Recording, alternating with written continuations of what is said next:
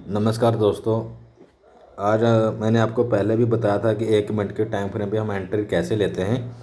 तो आज हमने फिर दोबारा से एंट्री ली थी, तो मैं आपको कंफर्मेशन दे देता हूँ कि वो एंट्री हमने कैसे ली थी। ठीक है, तो ये तो आपको पता ही है कि चोर चोर बॉस जो अपना कंसेप्ट है वो अपना स्मार्ट मनी का जो हमारा कोर्स आता है एडवांस लेवल का, उसका जो कंसेप्ट है। ठीक है, तो यहाँ पे देखो हमने 1 मिनट में एंट्री कैसे प्लान करी।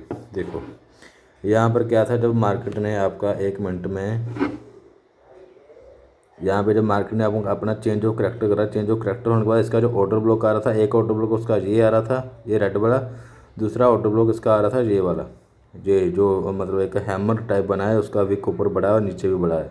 ठीक है, तो हमारा टारगेट होता है जो जिसका विक कैंडल का सबसे बड़ा होता है, हम उसी कैंडल को टारगेट करते हैं। तो यहाँ पे देखो हमने इसको टारगेट करा था।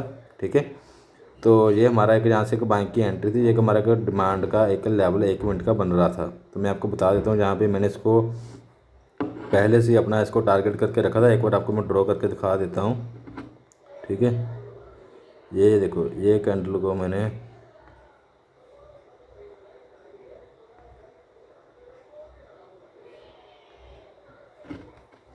ये कैंडल को मैं टारगेट कर लिया, देखो। ठीक है,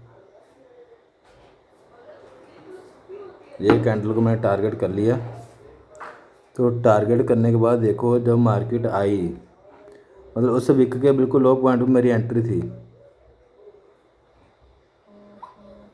जो इसका विक पॉइंट था बिल्कुल यहीं पे मेरी एंट्री थी। ठीक है, मैं थोड़ा सा दिक्कत आ रही है, फ़ोन में वीडियो बना रहा हूँ इसलिए। देखो ये कैंडल हमारी पूरी टारगेट थी। जैसे ही मार्केट इसके विक के पास है, मैंने यहाँ से बाय कर लिया, जो भी मेरा कैपिटल था, जो मैंने मनी मैनेजमेंट को फॉलो करा। ठीक है, उसके अकॉर्डिंग। और टारगेट था मेरा ये हाई का, ये जो अपने ये विक लगी हुई है। ठीक है, तो 1 मिनट में देखो यहाँ पे पैटर्न भी आपका बना है एक आपका, इसको आप अपना बुलिश एनगल्फ भी बोल सकते हो। ठीक है, ये देखो पहले ये रेड कैंडल बनी, फिर छोटी सी डोजी बनी बीच में, और फिर एक बड़ी कैंडल बनी। तो अगर आपको ऐसे एंट्री लेनी है, मान के चलो कि आपको कंफर्मेशन लेके एंट्री लेनी है, तो फिर क्या होता है, जैसे आपका 1 मिनट के जो ऑर्डर ब्लॉक मैंने ये जो मार्क करके रखा था, अगर ऐसे ऑर्डर ब्लॉक के ऊपर आपको एंट्री लेनी है, तो आप जैसे पैटर्न बनता है, पैटर्न बनने के बाद आप देखिए उसका अगली कैंडल रिट्रेसमेंट करिए कि नहीं करी। देखो जैसे जो पैटर्न बना, इसका रिट्रेसमेंट भी इस कैंडल ने करा, ये रेड वाली कैंडल ने आके। तो ऐसे ही जैसे मार्केट अगर रिट्रेसमेंट करनी आती है, आप यहाँ पे बाय करके इसके नीचे का आप एसएल लगा सकते हो। ये कैंडल की डायफ्री आपका ये जो ऑर्डर ब्लॉक है इसके नीचे का, सेफरी तो आपका ये वाला होगा, ये ऑर्डर ब्लॉक के नीचे का। तो मेरा यहीं पे एसएल था, देखो 2645 का मेरा एसएल था, और 2646 पे मेरी एंट्री थी। मात्र 10 पिप का एसएल था जहाँ पे। तो 10 पिप के एसएल के साथ मैंने जो मार्केट का मैंने जो टारगेट लिया, देखो 2653 का, मतलब कि यहाँ पे 2646 पे एंट्री मेरी।